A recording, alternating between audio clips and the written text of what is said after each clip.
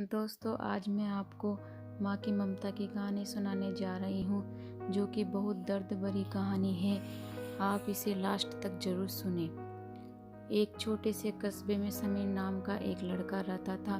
बचपन में ही पिता की मृत्यु हो जाने के कारण परिवार की आर्थिक स्थिति बड़ी दयनीय थी। समीर की माँ कुछ पढ़ी लिखी जरूर थी, लेकिन उतनी पढ़ाई से नौकरी कहाँ मिलने वाली थी। सो घर घर बर्तन मांज कर और सिलाई बुनाई का काम करके किसी तरह अपने बच्चे को पढ़ा लिखा रही थी। समीर स्वभाव से थोड़ा शर्मीला था और अक्सर चुपचाप बैठता रहता था। एक दिन जब वह स्कूल से लौटा तो उसके हाथ में एक लिफाफा था। उसने माँ को लिफाफा पकड़ाते हुए कहा, माँ, मास्टर साहब ने तुम्हारे लिए ये चिट्ठी भेजी है, जरा देखो तो इसमें क्या लिखा है। माँ ने मन ही मन चिट्ठी पढ़ी और मुस्कुराकर बोली, बेटा, इसमें लिखा है कि आपका बेटा काफ़ी होशियार है। इस स्कूल के बाकी बच्चों की तुलना में इसका दिमाग बहुत तेज है और हमारे पास इसे पढ़ाने लायक शिक्षक नहीं है, इसलिए कल से आप इसे किसी और स्कूल में भेजें। यह बात सुनकर समीर को स्कूल न जा सकने का दुख तो हुआ, पर साथ ही उसका मन आत्मविश्वास से भर गया कि वह कुछ खास है और उसकी बुद्धि तीव्र है। माँ ने उसका दाखिला एक अन्य स्कूल में करा दिया। समय बीतने लगा। समीर ने खूब मेहनत से पढ़ाई की। आगे चलकर उसने सिविल सर्विसेज परीक्षा भी पास की और IAS ऑफिसर बन गया। समीर की माँ अब बूढ़ी हो चुकी थी और कई दिनों से बीमार भी चल रही थी और एक दिन अचानक उनकी मृत्यु हो गई। समीर के लिए यह बहुत बड़ा आघात था।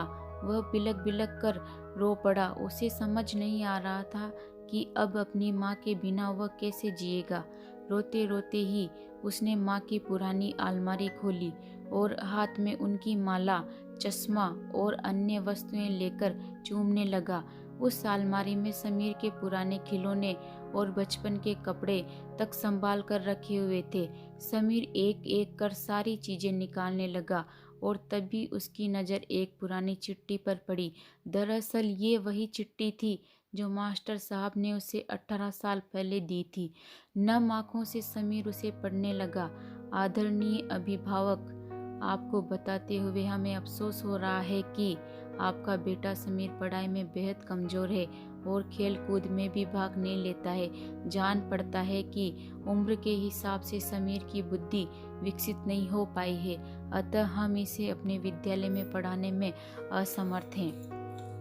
आपसे निवेदन है कि समीर का दाखिला किसी मंद बुद्धि विद्यालय में कराएं अथवा खुद घर पर रख कर इसे पढ़ाएं।